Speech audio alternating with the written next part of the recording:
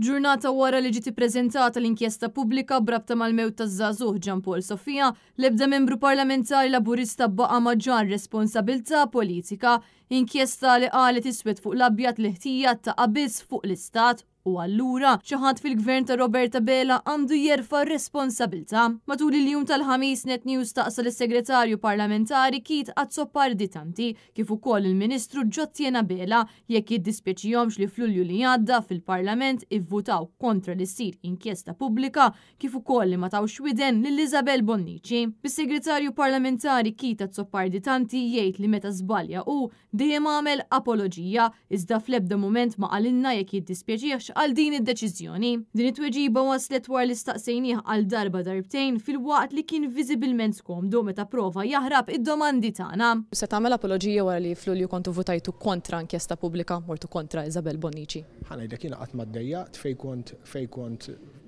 fejn inqast qatt ma ddejjaqt nitlob l-apoloġija tiegħi. Però issa nħarsu l-qudiem kif għadlek ftit tal-ħin ilu nħarsu l-qudiem biex nimplementaw ir-rakkomandazzjonijiet tal-inkjesta. Grazzi. Ġifir f'dal-każ inqast jew le?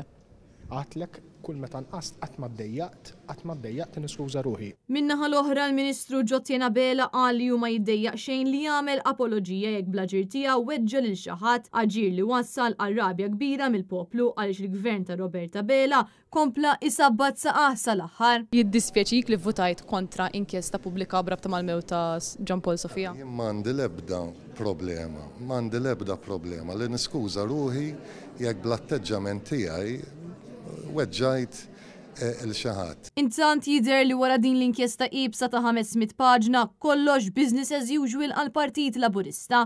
Dan hekk kif iż-żewġ esponenti tal-Gvern sostnew li ma jistgħux joqogħdu jaħsbu dwar dak li ġara fix-xhur ta' qabel. U huwa evidenti li l-Partit Laburista se jkompli jimxi bil-prassi tiegħu fejn jiġri x'jiġri ħadd ma jerfa' responsabilità politika temilu.